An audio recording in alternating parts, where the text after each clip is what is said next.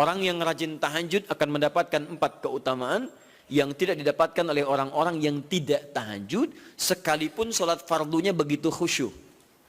Di antum sholat fardu khusyuk, bagus, tapi nggak tahajud, nggak dapat 4 keutamaan itu. Ini sudah saya bahas panjang lebar di pertemuan lalu, saya hanya sebutkan cepat saja.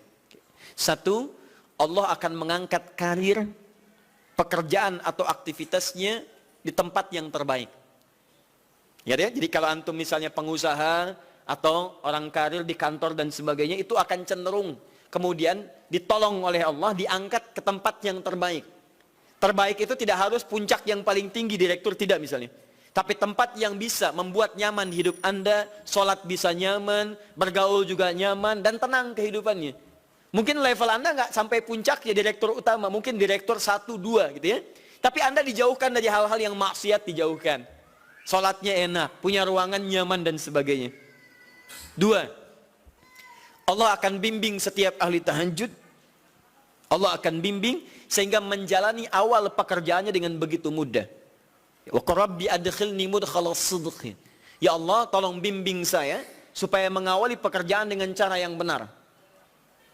3, awas hati-hati. Anda memang posisi tinggi, sekarang dapat proyek. Apakah setiap yang dapat proyek menjalani pekerjaannya dengan benar?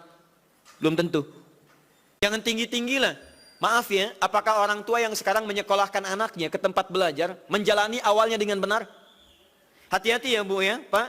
Bapak Ibu menyekolahkan anak dengan awal yang salah, maka memberikan jalan keburukan ketika dia belajar. Saya katakan jangan pernah Anda masukkan anak Anda ke sekolah dengan menyogok.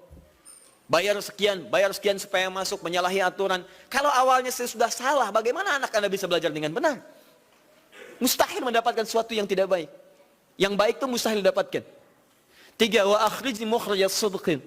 Allah berikan jalan keluar terbaik dari persoalan yang dirasakan.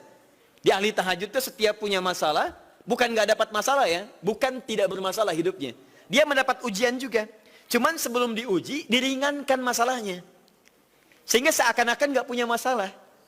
Padahal sama dengan yang lain, cuma saat akan dia lalui, Allah ringankan persoalannya sehingga mudah dilalui. Dan yang keempat ini yang hebat. Ya, waj'alni min ladunka sultanan nasira.